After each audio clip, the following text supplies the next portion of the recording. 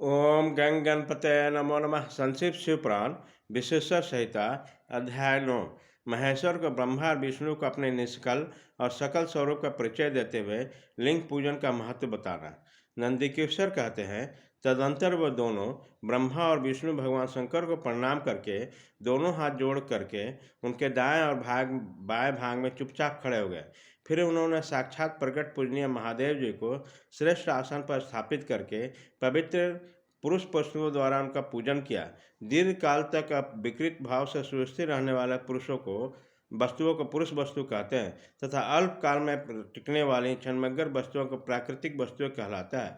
इस तरह के वस्तुओं को भेद जानने के लिए भेद जानना चाहिए। किन किन पुरुष वास्तुओं से उन्होंने भगवान शिव का पूजन किया है बताया। हार, नुपुर, केवट, किरीट, मणिमय कुंडल, जगोपित, उत्तरीय वस्त्र, पुष्पमाला, रेशमी वस्त्र, हार, मुद्रिका, पुष्प, तांबुल, कपूर, चंदन, अंगरूपी का अनुलेप, धूप, दीप, श्वेत छत्र, ध्वज, व्यंजन, ध्वजा, चवर तथा अन्य दिव्य उपहारों द्वारा जिसका वैभव वाणी तथा मन के पहुँच से परे था, जो केवल पशुपति परमात्मा के ही योग्य थे, जिन्हें पशु बद्ध जीव कदापि नहीं पा सकते, उन दोनों ने अपने स्वामी महेश्वर का पूजन किया।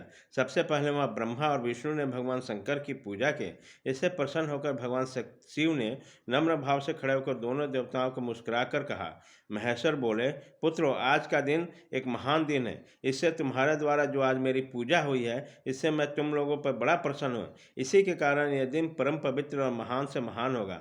आज की तिथि शिवरात्रि के नाम से विख्यात होगी और ये मेरे लिए परम प्रिय होगी। इसके समय में जो मेरे लिंग, निष्कलंक अंग आदि आकृति रहित निराकार स्वरूप के प्रति बेर सकल सकार रूप के प्रति विग्रह की पूजा करेगा, वह पुरुष जगत की सृष्टि और पालन आदि कार्य भी कर सकता है। जो शिवरात्रि के दिन दिन रात निराहार रहकर, जितेंद्रिय रहकर अपने शक्ति के अनुसार निष्बल भाव से मेरे यथोचित पूजा करेगा, उससे मिलने वाले फल को वर्णन सुनो।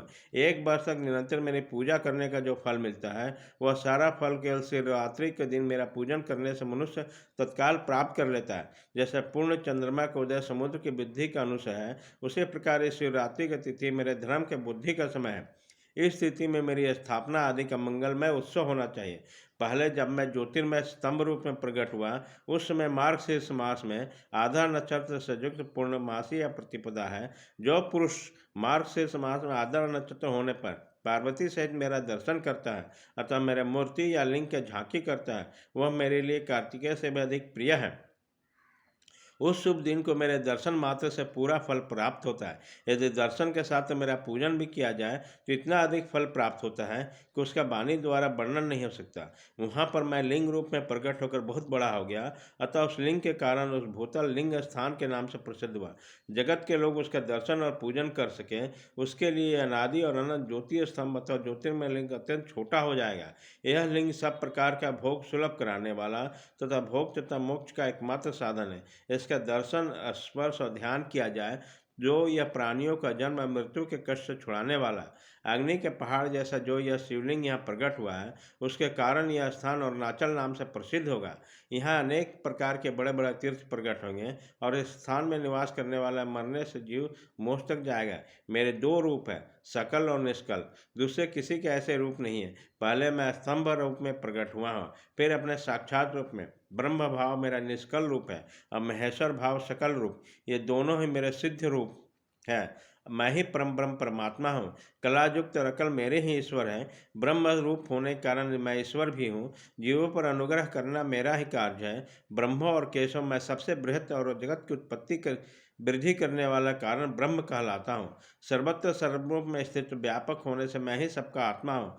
सर्ग से लेकर अनुग्रह तक आत्मा या ईश्वर से भिन्न जो जगत संबंधी 5 कृत्य वो सदा मेरे ही हैं। मेरे अतिरिक्त दूसरे किसी का नहीं है, क्योंकि मैं ही सबका ईश्वर हूँ। क्योंकि मेरे ब्रह्म रूपता का बोध कराने वाला निष्कल लिंग प्रकट हुआ था, फिर अज्ञात ईश्वर तत्व का साक्षात कराने वाला मैं साक्षात जगदीश्वर ही सकल रूप में तत्काल प्रकट हो गया।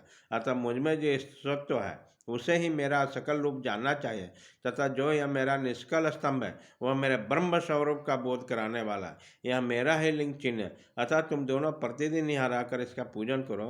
ये मेरा ही स्वरूप है और मेरे समाप्त की प्राप्ति कराने वाला लिंग और लिंगे में नित्य अभेद होने के कारण मेरे इस लिंग के महान पुरुषों को भी पूजन करना चाहिए। मेरे मेरे एक लिंग की उपासना करने का फल बताया गया है कि उपासक को मेरी समानता की समाप्ति हो जाती है। यदि एक के बाद दूसरे शिवलिंग की स्थापना की गई, एक उपासक को फल रूप में तथा मेरे साथ एक तत्व साक्ष्य मोक्ष रूप में फल प्राप्त होता है। प्रधानतः शिवलिंग की स्थापना करनी चाहिए। मूर्ति की स्थापना उसकी अपेक्षा गौण कर्म है। शिवलिंग के अभाव में सब ओर से मूर्तियुक्त होने पर भी वह स्थान क्षेत्र नहीं कहलाता। अध्याय 9 खत्म।